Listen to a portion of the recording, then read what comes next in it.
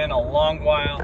I really haven't had much to say, really. There's been enough people that have woke up over the last few years, and enough people that are doing podcasts and whatnot, that I really haven't felt the need to really do anything. But I figured, why not? Let's get back into it. Let's talk a little bit, especially with what's been going on. We're in election season, and it's always interesting when we get into what everybody says is the most pivotal election in our lifetime or whatever, which maybe this one actually kind of feels like it might actually be, just where we're at economically and foreign policy wise, on the precipice, if not already in the beginning stages. If you look back, if we're going to look back maybe in 20 years historically, World War III, if we go down one path, economic collapse, which I've talked about in the past. You could have everything looks like, it should collapse, but it can collapse up if you recall. Like, I was totally wrong on the stock market being able to keep up with keep going up with the rising interest rates, but doesn't mean we didn't have a collapse. You can collapse up, especially if you're still loose monetarily relative to where you have an expanding money supply, because you're still in an inflationary environment. So you're actually crashing up as opposed to having a crash down, which is something. A crash down is actually clearing a lot of the disease that has been built up in the system, which we haven't had that. And it's kind of astounding to see the market so resilient. But then you also look at other indicators that are starting to be less controlled by certain institutions, and gold being one of them. As gold's pressured, pricing pressures continue to build, and it continues to make new highs. It's amazing how resilient that is, where in the past, whenever you'd see an attempted breakout in gold, you'd have an immense amount of selling pressure through the futures market, putting that downward pressure on gold. And of course, you didn't have people that were really believing in it. But gold's always been money, so is silver, and these things are indicators in themselves. And you can't look at them as they're monetary units, and that's how you can divide goods and services and see real value in a particular asset. And we see that that resilience in gold, and we see the dollar starting to be decoupled from, whether that be in the petroleum market and in other exchanges.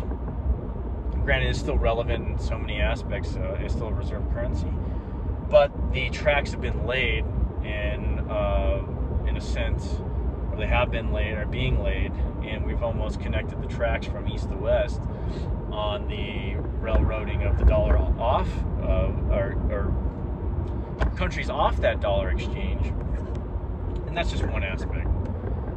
And I've talked about economics for a long time, and our misunderstanding of it, the misinterpretations of words, which is still a bugaboo of mine, that PhD economists don't understand the real true meaning of inflation, and how that propaganda event has unfolded itself across the world, in a sense, and has allowed governments to obfuscate the real cause of inflation, and to tuck it under the banner of rising prices, and giving them the ability to blame those effects on other institutions or individuals or corporations or the free market itself, whereas they hold the bag, and their main drug dealer, the Fed, is also complicit. If not, they are the drug dealer of choice. But we can go on from there. I don't think I've talked much about the Trump assassination attempts, and or any of this. Right where I'm at, there's a huge fire, by the way. So I'm doing this in my car, and I was attempting to work out. This fire is amazing. It was amazing in a horrid sense. How long it's persisted, and the smoke that's overlaying the area, and the devastation, really, in a scenic area of the country. But anyway, the Trump assassination attempts, the conflict in Israel, the conflict in Ukraine, which has been right on all along. That thing's been over with in a sense of a winning, who's won the war for a long time, but the West has drug it out in an attempt to, whatever, grab the bag of money, to appease contractors or other nefarious characters over there, and really destroy an entire generation of a country in the Ukrainians, which is insidious. It's one of the most evil things imaginable. But you just have to get a sense of what these people really, what they believe and how they think of you. And in reality, it's hard to grasp that unless you've worked in government and seen the type of individuals that tend to rise to the top, and these kind of egomaniacal type of personalities, and also these other personalities where their entire existence would be nothing unless but for the power that they wield within their position, and that position they like to flex, But okay, I don't know, I was going somewhere else. I was trying to anyway. Election stuff, whatever. Trump, hopefully we'll get in. I'm not a big Trump fan, but in the circumstances, the enemy of my enemy is my friend, and there is stuff that I like about him. And when people get too riled up, when the right people are being riled up about him, then I know that he's probably the right person in this instance. It's like, get this guy in, because the train tracks are falling off. And here, let's talk about immigration real quick, because this is one thing that's been it's been a topic since I was a kid, and the numbers have always varied. 10, 20 million. Ever since I was a kid, the same thing. Oh, we're going to fix this. Oh, there's 10 to 20 million illegal. Oh, this and that. And I've seen it. I grew up on the border, hunted down there, worked in the industries that they supposedly, Americans won't do the jobs, and that they're taking those jobs. And in fact, there are Americans that will do the jobs if you want to pay enough, or to ask them to.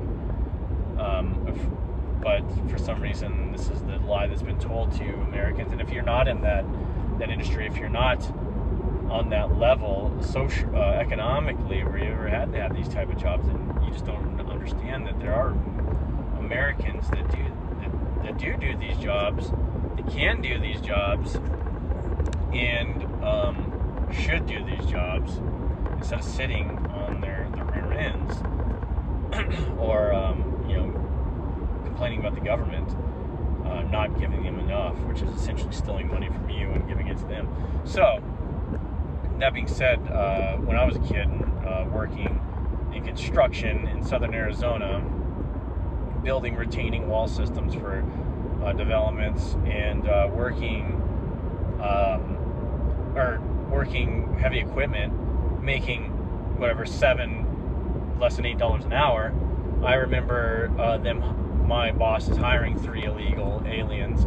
Or we had one that he was on a green card, and the guy just was not financially sound, but one heck of a dude, and he's just kind of unreliable sometimes, but he was an amazing guy. And I remember driving him or carpooling with him to work, or he'd carpool with me, and then also just hanging out. Just a great guy. He was in the Mexican army at one time, and then worked as a cook in another place, and then worked with us.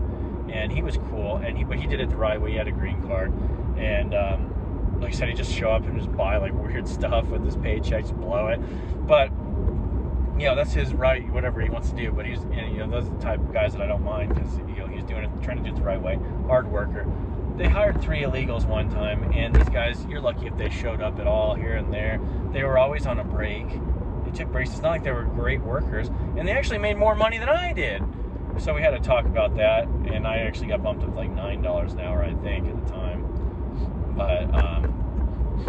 But before that, I guess they were probably making less than the average worker, but they just weren't that reliable. I don't know what their thought process was there, because they had me. Granted, I was in high school. I could only work in the summers, and then in the afternoons I'd go out and do jobs, working in the evening. And then there was other Americans, and they were, from different ethnicities as well, but they were real Americans. They worked in this job, and they worked full-time. Great guys, and hard workers. I had no idea why you'd want to hire illegals when you had guys like this that were willing to go out there and, for pretty much little pay, but they'd build stuff. And one of the things about it is those guys had a sense of accomplishment. Yeah, and I had it too. Whenever you build something, at this wall, man, it's like, I just built that, and I'd almost take that pay, half the pay what I make now, and with that sense of accomplishment and being able to see something, and there is something to that, especially if there's an American, 7 million able-bodied males that aren't working. You know how devastating it is for their psyche just sitting around collecting a government check. If they were able to go out there and actually work and build and work on the orchards and the ranches and or the construction industry, you build something, you have a sense that you're working with your hands. It gives a man a sense of accomplishment and a sense of pride when he can look back upon something that he took part in building. And it's just something in our nature that drives us to do such work. And I think it's a disservice to us as a people to assume that Americans won't do this work, and that we have to bring in people from elsewhere to do that work. But not even that. The drug cartels are running rampant over. They have since I was a kid in various forms. And now, essentially, I wouldn't be surprised if they just own vast stretches of the border, and not only in a militaristic sense, but in a political sense as well. And it wouldn't surprise me that there's a number of people on the take down there, politicians that, like more La Cosa Nostra style integration into the political fabric in those southern border states, if not even further. And it's been the government's been complicit. A number of banks have been complicit. Governments from the local level all the way to the federal level definitely complicit in this. And it's amazing we can't learn from our own history and how to deal with this issue. And to the point where these organizations in Mexico, and just look up a few articles. Just recently, there was a mayor. I think he lasted a week and then he chopped his head off.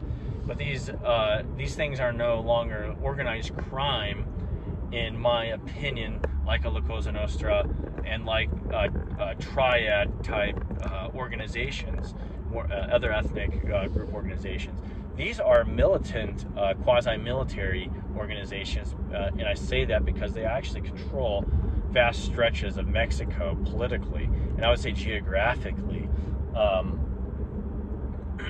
So we are at the point where this is a point where you can almost like on the war on terrorism, where you're declaring a war on these groups that don't necessarily have borders, or they are just like sponsored by states. That we're at the point where we could actually declare a war against these cartels, or at least conduct military operations. And how about this? Instead of letting 3-letter agencies and other government organizations run ops on American citizens, how about we run ops on real threats to America? That being these institutions that are legal institutions, these quasi-military institutions that are running harmful drugs and arms and human trafficking into the country. Also, on that front, we look at the lack of confidence in any government organizations, the just almost complete incompetence in multiple organizations. When I grew up, these nefarious characters operated ever since, well, you could argue since the founding, but you could say for sure definitely Eisenhower, World War II and World War I maybe, but definitely you could say there's a Rubicon crossing when Eisenhower warned us of the perils of allowing institutions to have influence to such a degree that their vested interest is now just perpetuating themselves, as in the military-industrial complex.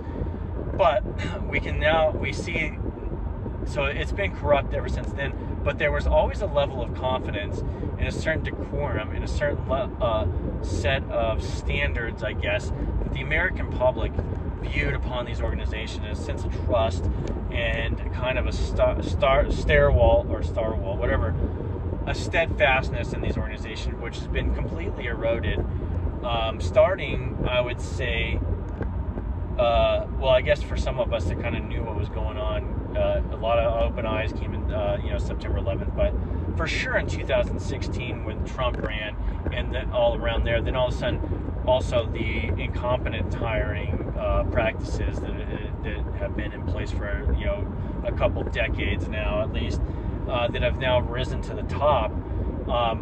We now see we're now living through that, and it's completely eroded trust and confidence in these institutions. And now, especially after the last, between 2020 and 2023, the things that went on during that time, more and more people have just completely lost faith in our institutions as a whole. And then ever since then, and after that, those series of events, a number of disasters in operations, whether that be through the DoD, whether that be through other agencies that we would normally associate with being helpful, investigative branches, emergency response branches of the government, law enforcement branches, or whatever, law enforcement branches of the government. The military, which is usually always a favorable branch, has always been good with it. They are now almost completely caught. You wonder how we're going to fight a war. We've seen the breakdown in intelligence. It's incredible the amount of erosion that's occurred in these institutions.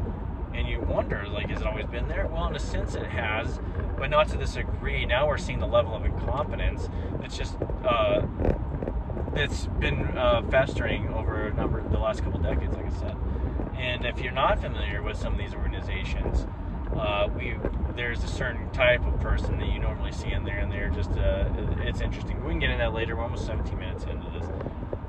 I will talk to you later. We'll get into more of this. I have a studio being set up, and we'll start doing some more stuff. But be careful who you vote for and who you wish for.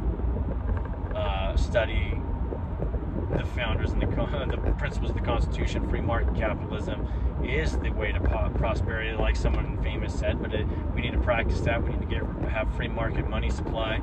We need a free market pricing mechanism. So anyway, I'll talk to you later. Peace.